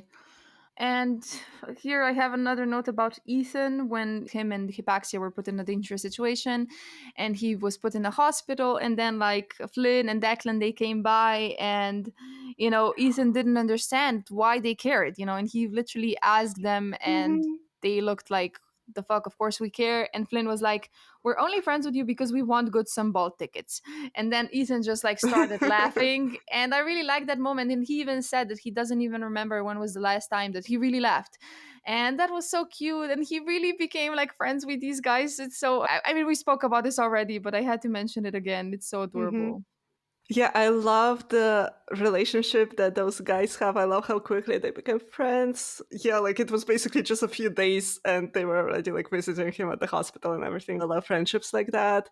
But also I love friendship between Rune and Bryce, or like the sibling relationship, I guess I should say. I just think it's so cool how Bryce has all these powers and she's like totally more powerful than Rune. But other sort of siblings would get like competitive about it or like start to resent each other or something. And they're like, no, you're the best. No, you're the best. No, you Yeah, deserve the sword. No, you do.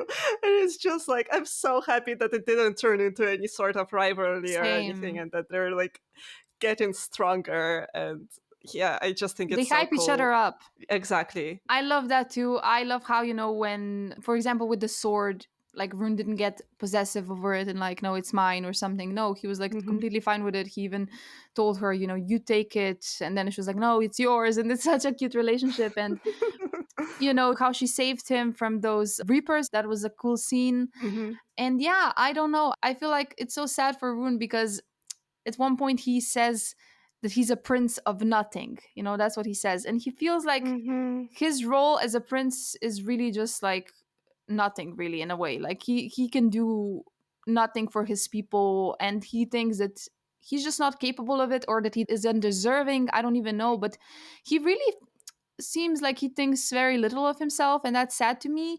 And the fact that he told Bryce that she should be queen, he really believes more in her than he believes in Hmm. himself. And I actually have a bit of a theory that Bryce won't end up being queen, that actually he will go on this journey of self-reflection and that he'll realize that he is so much more than he thinks he is, and that he'll actually become king as he should because he's the eldest and all of that. So I think that that's gonna be a kind of a twist. We'll all think that it's gonna be Bryce. She's the main girl. She's the main character, the most powerful Hmm. one, but I think actually Rune's gonna be the one who steps it up and, gains that power and that confidence that he kind of lacks, and he accepts his role as king. Maybe, yeah, because But I'm sorry that I'm interrupting you, but I just remembered the prophecy that the royal line will end with him. So I mean, like we discussed it, that maybe the system is gonna change. That they're not gonna be kings and Mhm. queens anymore, but he's gonna be the one in charge. That's all. Either if it's king or it's something else, he's probably gonna still have like an important position to play, no matter what. Maybe, yeah, maybe he will be king, but he'll decide that he will be the last king, and after him, they will move on to like a Exactly. different system. Good So point. actually, the prophecy happens because he decides that, and like not because of any sort of tragedy or whatever. Exactly. And yeah, and Price is not on their planet anymore. She's like traveling, she's somewhere else. So maybe, it's time for Rune to like step up and like work for change on their planet. And maybe like afterwards they'll meet up. Like maybe they'll both be leaders in some kind of way. Because I feel like there's like so uncompetitive between each other that they would actually manage it. So maybe, I don't know. Yeah. So Apollon, he visited Bryce in her sleep and they talked. He visited Hunt Mhm. too, but I just want to mention this.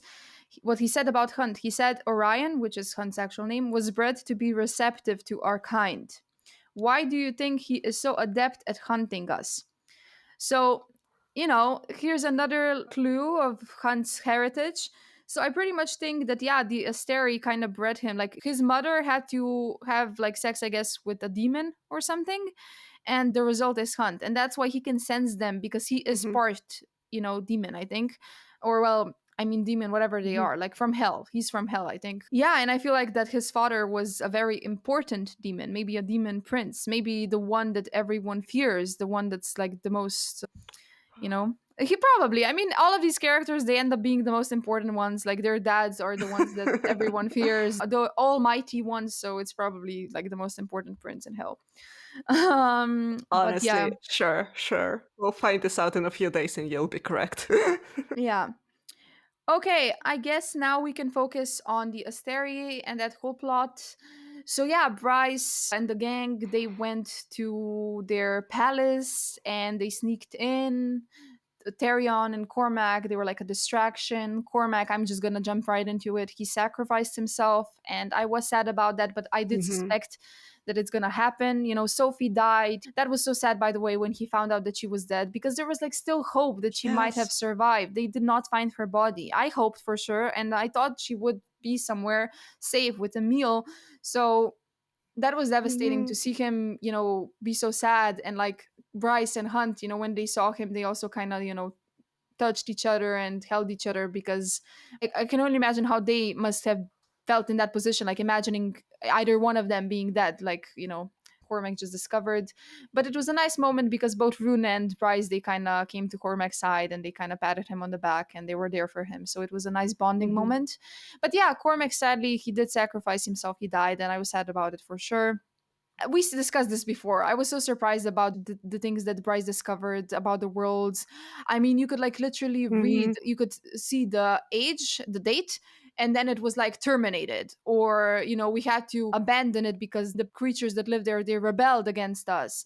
And we also found out that Mhm. they kind of drew to this planet, they drew all of these creatures from these different worlds. Like they thought they were like saving them, but in reality it was like them all along. They tried to trap them there and so they can feed off of them. I mean, even the mermen, they weren't officially from this planet, they were from somewhere else too. Mhm. So, and he mentioned that in their old world mermen also like exist. I'm not sure if that's the Throne of Glass world or the Prythian world. I don't remember any mermen from Prythian. Or actually I do. When Nesta went underneath, they were like, Right. maybe they are the ones. And also it was discussed in Akatar that like there's not many of them, that like a lot of them died off, but maybe they didn't die off, maybe just they went somewhere else, right? So that was Yeah, I interesting. mean, yeah. And I mean, they pretty much, they just played right into their hands. Like that's what the main Mhm. like angel, that's literally what his plan was all along. I mean, like kudos to the guy, he's smart. So yeah, they got captured. I mean, what did you think of this whole situation? I loved it. It was very intense. Same. I thought it was a really good finale. Like it was so intense. I was so in it. Like I couldn't stop reading because it was so interesting. And at the same time, I feel like I should have seen so many hints coming. I mean, we heard that they even like take the second light. Like, why do they need all this energy for? Like, is it really taking so much to keep the lights on? Like, what? Like, why didn't I think it through a bit more? Because it makes so much sense that of course there was something more behind those beings, and of course they're using basically everyone to feed on and to sustain their huge long lives. I mean, it feels so obvious now, but it was well done, and I really enjoyed learning all of that. And also, of course, we knew from the just being on the internet that the crossover will be happening, that this is Sarah's plan. So as soon as we started like, seeing like all the universes, like, oh, they were here, they were there, I was like, okay, we get it. Yeah. Like now we're going to be traveling somewhere. I was like a bit, I don't know why, but I sort of felt that the Prettian gang will travel over here, which in retrospect that doesn't really make sense. But I kind of imagined a crossover, like everyone coming to Crescent City and not the other way around. So I was actually Mhm. like surprised that Bryce ended up in Prettian because I kind of didn't see it coming that way. Still, like I feel like it was all super intense and super interesting. So I liked it. Yeah. Yeah. And I also like the info dump that the angel gave us. Like, I love the fact that he just told Hmm. her everything at the end. I needed to hear all of that, and it was so dramatic. And he even says about her starborn bloodline that it specifically hailed from a small isle a few miles from the mainland. Do you think that's the island where the cauldron's hidden now? Oh, that would be so interesting, maybe. Also, isn't the whole Prithian an island?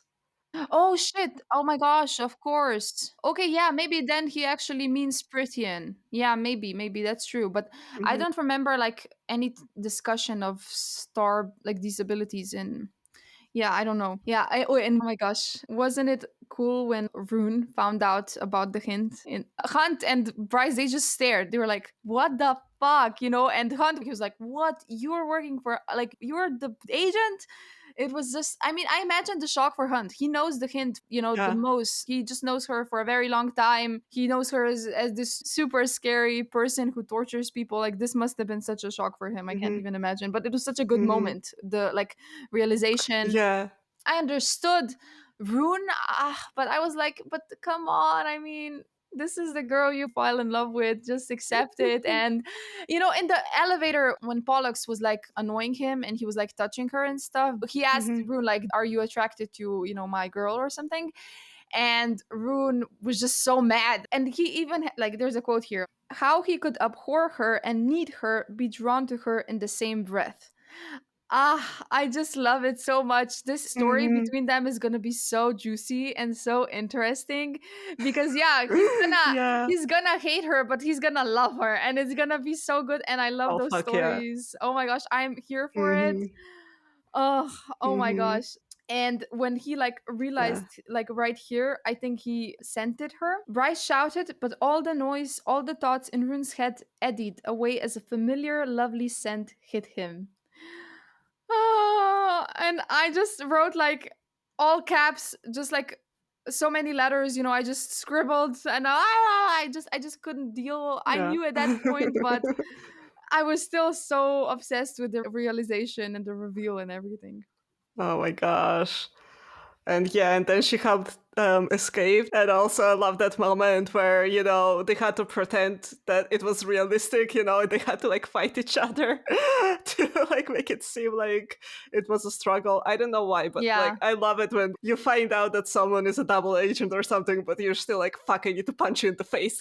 Yeah, I love It's that. just I like love that. And like pretty it cool. wasn't a problem Hmm. punching the hint because like they all kind of were angry at her no matter like if she helped them or not. Yeah. So that was so cool.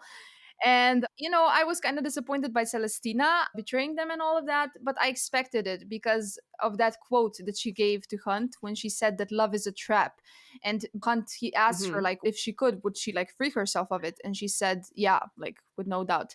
And I just knew that she hates the fact that she's in love with this person. She hates the feeling. And I just knew, oh my gosh, she's gonna betray them. And when we found out that she did, he remembered how she told him love is a trap. So I was happy that I guessed at least one thing because I was so oblivious to Hmm. everything else that was like right in front of my face. So I'm proud of that. Yeah, I feel like Celestina was so like lovely and so like good and kind all the time that it couldn't have been that Yeah, could have been it. of Like there was course. something else happening with her. So, it makes sense to me that she was more than, surprisingly just like a good archangel. Yeah. Yeah, of course. I mean, they Hmm. had their suspicions about her from the beginning, but I mean, she Hmm. was a friend of Hunt's previous lover and stuff, and I feel like she did feel for Hunt, but at the same time, so many years have passed and she had to think of her own safety and stuff, so I Definitely. get it.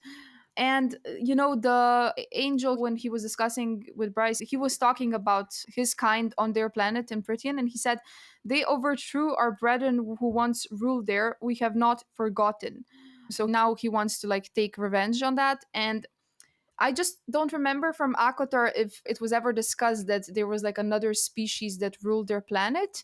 I think that Amran mentioned it a bit, and there's actually also a theory Hmm. out there that Amran is an Asteri. And that actually makes a lot of sense because Hmm. when she, sorry guys, like skip ahead a few minutes if you did not read Akotar, but in Akko War, Emran, she, supposedly died. And when she transformed into her own body, it was like described as this light. And also her eyes, they're like white and stuff. I mean, that's very, Hmm. angelic in a way, right?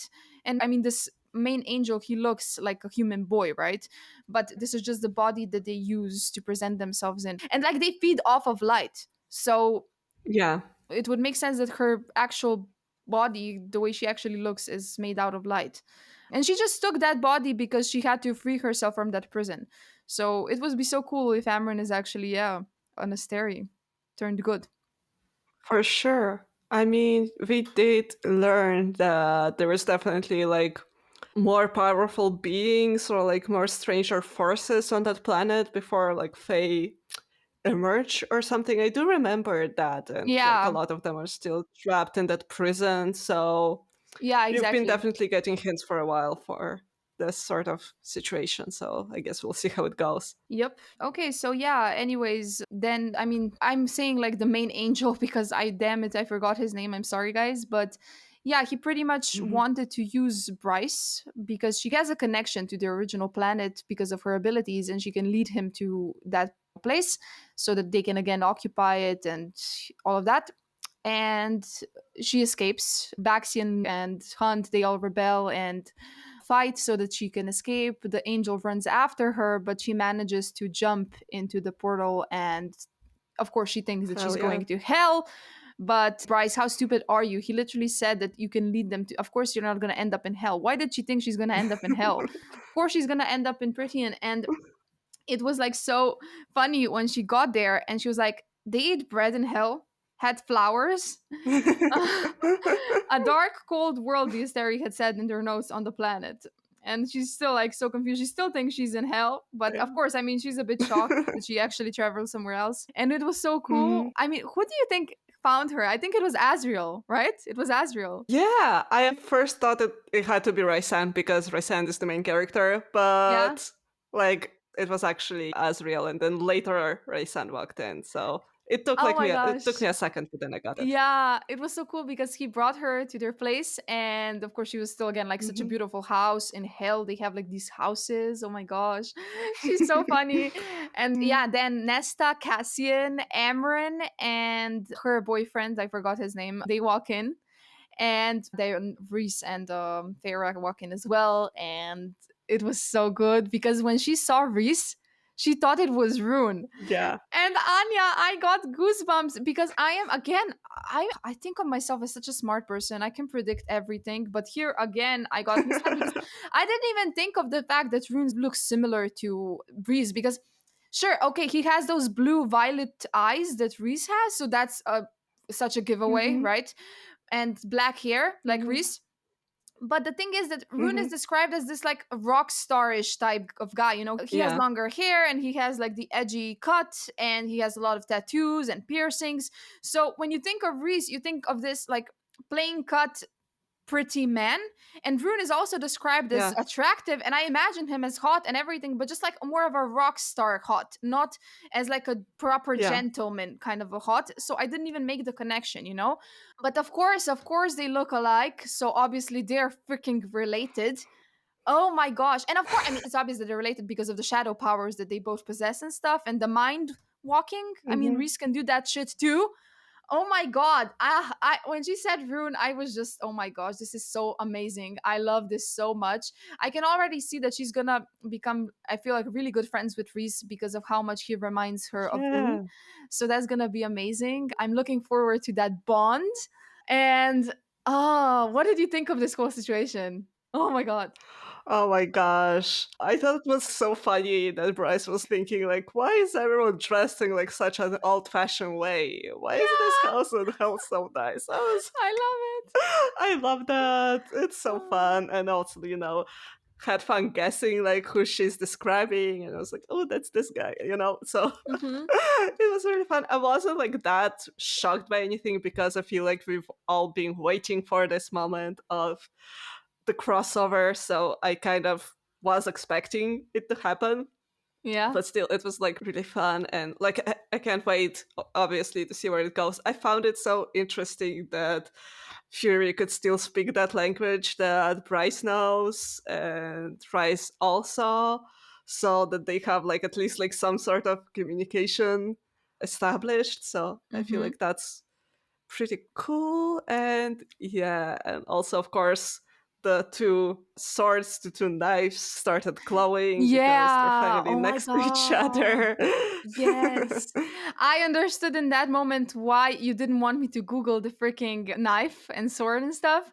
Oh my gosh. In the previous episode, guys, if you haven't listened, go listen, of course. But I wanted to Google because I wanted to find out if there is like a knife in Prithian that resembles her star, sword. And Anya was like, no, don't Google that shit. And I just thought she didn't want me to mistakenly find something out, that's what I thought, just in Well, duh. general. I didn't think, yeah, I'm actually gonna find the connection here. I mean, we still don't actually know about the knife, whose is it and stuff. I still don't remember that. Oh, same. Maybe I should have fucking Googled it now that, Yeah, we yeah, at both this know it. point. But Exactly. yeah, you Of just course. thought that I'm insane and not that I'm actually spoiling anything. So The that way was you good. reacted was just so unhinged. I'm just, okay, girl, you had crazy eyes. You had crazy eyes. I was like, oh my gosh, okay, chill, calm down, calma, Well, calma, calma. bitch, I was scared for my life if I accidentally spoiled this to you, so there were stakes, there were consequences. True, true, true, to let true. Oh my gosh. Yeah. And at that point, when Bryce said, hello, Bryce Quinlan, my name is Risand, I just lost my Fuck shit. And I yeah. just, I just had to put my Kindle away and I had to scream and I had to breathe and I had to, like, I was hyperventilating. It was so good. I don't know. I'm not even that big of a fan of Reese, but in this case, I'm just, yes, Reese, I missed you. I want you. So Yeah. amazing. And then when I thought the book was, finished, there was an epilogue, and here was like the statement: the lost Fendir heir opened her eyes, and then it was the end, and I just got goosebumps. Yeah. Ah, this plotline is gonna be so interesting too. I can't wait for her to overthrow Sabine, to kill her for all I Fuck care, yeah. and so that the wolves can finally have a proper heir just like they were supposed to all along. If not Danika, then at least this person, whoever she is. And I can't wait for Ethan to be like her second in command, and everything's gonna be perfect. And yes. Hell yes. We love Ethan. That's the takeaway from this episode. Yes. And it's gonna be so Great. hard for like Hunt and Rune and all of them because they don't know exactly what happened to Bryce. And I mean, And and Hunt is fucking with the tattoo again. how did I forget that? Oh my god. But I'm not that worried about it because, like, yeah, sure, I felt bad for Hunt because in that moment, of course, like, this is his biggest trauma, right? Like, this is his biggest fear. Yeah. So I felt bad for him from a psychological standpoint, but At the same time, Hypaxia once removed the tattoo, so we know that he will probably get that tattoo removed soon enough, right? So I'm not that worried about Mm-hmm. it, but I just feel bad for him too that Mm-hmm. he's put into that position again. Yeah, I hope it happens as soon as possible. That's it. Yeah, and Baxian's gonna get the tattoo too, so they're both gonna be in this together, and I feel like they're gonna be spending a lot more time together, and I feel like their bromance is gonna develop a lot more, and I'm excited for that. And I'm really like looking forward to the Hint and Rune's interactions. I hope that they won't be interacting only like in their minds. I hope they will meet up secretly and discuss things in person.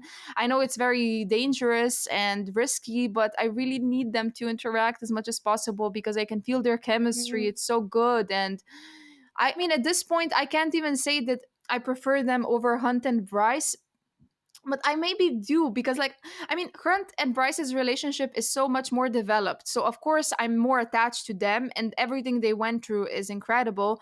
But the way the Hind and Rune met is so interesting and so different. And because of who the Hind is, and it's gonna be good. We're in Mhm. for a ride, I think. Mhm. They definitely have potential. Like, I am waiting to see what happens next because I do feel like it's gonna be good. Yeah. And like, what do you think is gonna happen in Prythian? I mean, I'm pretty sure that Bryce is gonna like learn how to teleport better, and she's probably gonna be taught how to use her abilities by Amryn and the group. I think so. That's gonna be super cool, and they'll probably tell each other everything. She's gonna tell them that the Asteri they want to occupy them, so they'll have no choice but to help her get to hell somehow, connect with the Mhm. princess, get an army, all of that. It's gonna be like, I feel like this is gonna be the book where shit is about to move in the right position, like gathering the armies, the troops, so that they can finally attack. Maybe the Mhm. battle is already gonna start at this point too, we don't know, but it's gonna be a revolution. And I'm really curious how she's going to connect in with the Prythian gang. I'm curious where they are at right now because I feel like this is the timeline after everything's happened, right? I mean, it's after, Yeah. Cassian and Nesta, they're obviously together, they're mated. I'm kind of curious to see about Elaine, if we're gonna get like more of her story like developing, to see if in what direction her future plotline will go, and also Azriel's, if we're gonna Mhm. get a hints of that. That's gonna be super cool for Akotar. Maybe we'll get like some Yeah. kind of a suggestion of our theories, and I can't wait, by the way, for our new theories that will probably gonna happen after we read this new book.